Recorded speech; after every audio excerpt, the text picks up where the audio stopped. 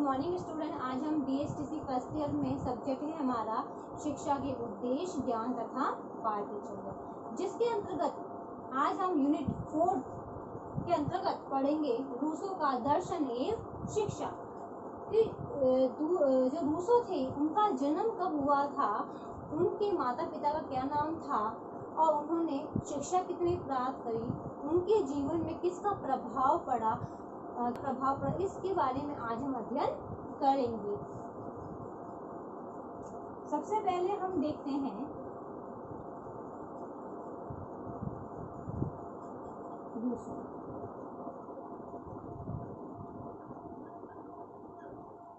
इसके अंदर देखते हैं कि इनका जन्म 1712 में जेनेवा नगर में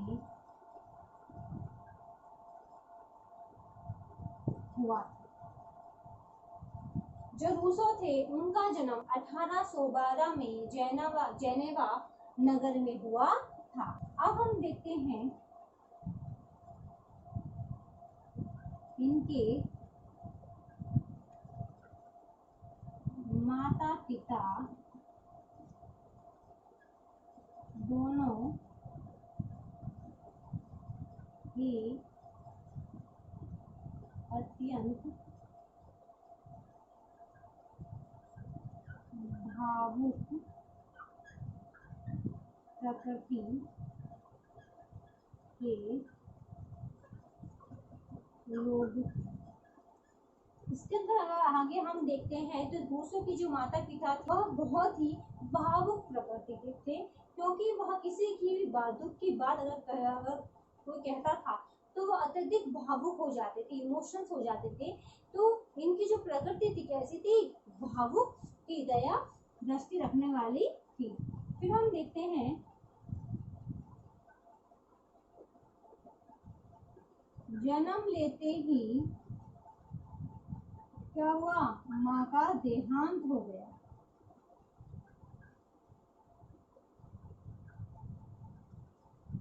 क्या हुआ, इनके जन्म लेते ही जो उनकी माँ थी उनका देहांत हो गया।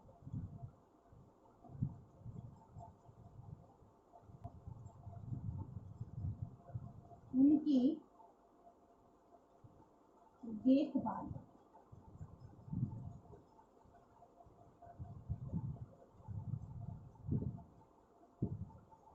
लापरवाह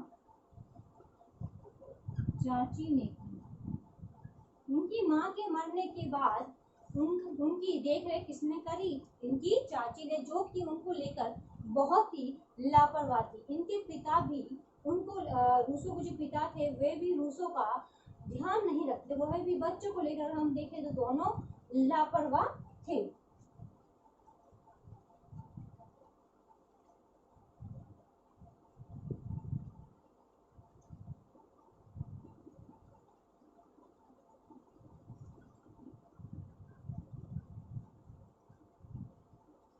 प्रारंभिक जीवन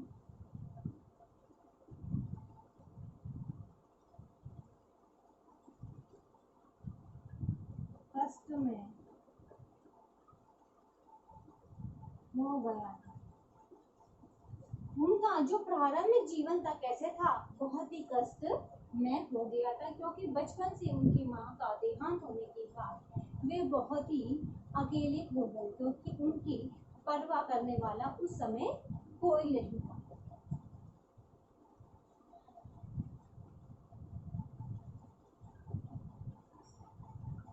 बाल्यकाल में कुछ आदतें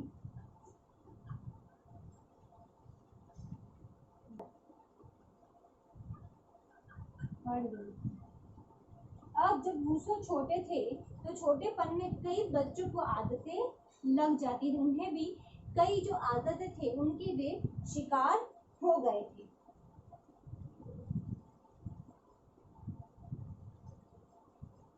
और 6 वर्ष की आयु में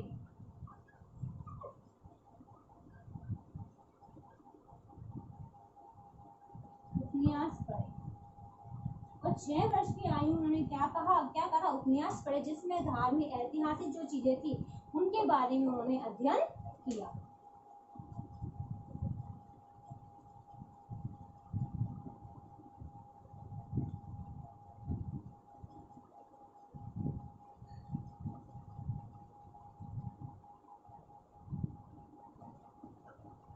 स्कूल के विरोधी थे।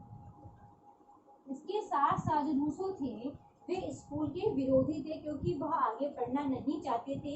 जब भी उन्हें स्कूल भेजा जाता था तो मार के शिक्षक उन्हें मारकर वापस घर भेज देते थे, इसलिए वह स्कूल के क्या थे, विरोधी थे। उन्होंने कहा कि उनके लिए शिक्षा का कोई स्थान नहीं है, प्राप्त करने के विरोधी थे। उन्होंने कहा था कि शिक्षा व्यर्थ की शिक्षा क्या है, व्यर्थ की शिक्षा है, कि शिक्षा प्राप्त करने से व्यक्ति को कोई फायदा नहीं होता है। उन्होंने कहा था व्यर्थ की शिक्षा। उन्होंने कहा अगर प्रेम करना ही है तो किससे करो, प्रकृति से।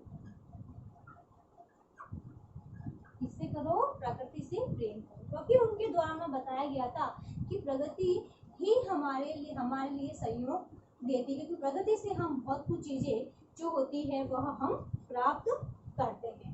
क्योंकि कई बार ऐसा हुआ कि उनके संग बहुत लोग इनके लिए विरोधी हो गए थे, घर वाले थे जो उनका ध्यान नहीं रखते थे, तो उन्होंने तब देखा कि उसमें शिक्षा कोई काम नहीं आती है। अगर देखा जाए तो प्रकृति से दूर इंसान को नहीं रखा जाता है, क्योंकि प्रकृति ही हमें सिखाती है कि हमें कैसे जीना है। तो वो क्या करते थे, प्रगति से उनका प्रेम दिनों दिन बढ़ता जा रहा था। इसके साथ अगर हम देखें तो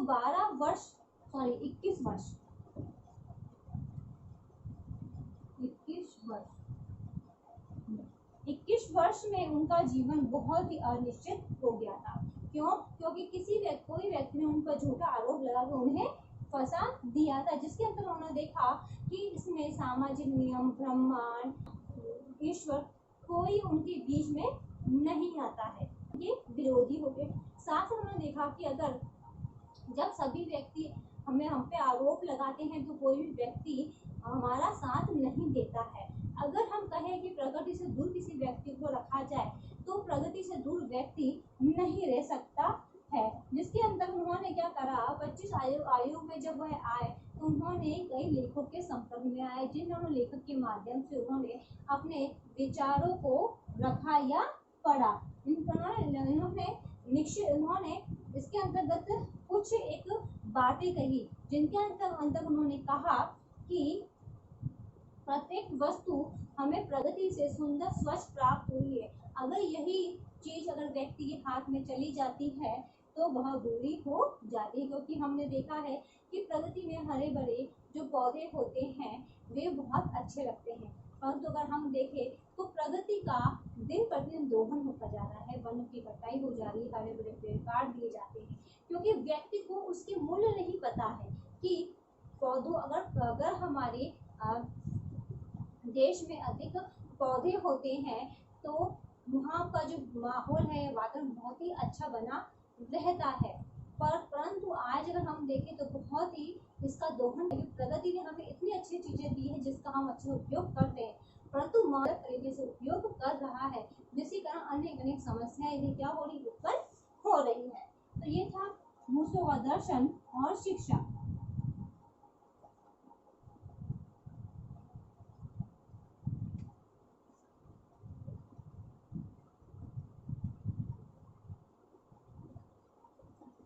अब इससे संबंधित आज का आपका होमवर्क है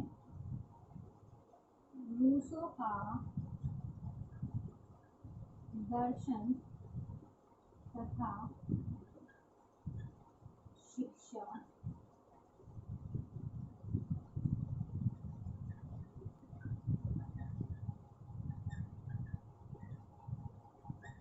को समझाइए, रूसो का दर्शन तथा शिक्षा को समझाइए। क्वेश्चन आपको आपकी नोटबुक में उतारना है। अंत में एक विशेष बात, जैसा कि आप सभी को पता है कि देश में कोरोना ऐसी महामारी बहुत फैल रही है, इससे सुरक्षित रहने के लिए मास्क लगाइए, हाथों को सैनिटाइजर करिए, यदि आप बाहर जाते हैं, किसी व्यक्ति कांटेक्ट में आते हैं, तो कम से कम 6 फीट की दूरी बनाए रखिए, जिससे आप सुरक्षित रहोगे तो आपका घर भी सुरक्षित रहेगा। धन्यवाद।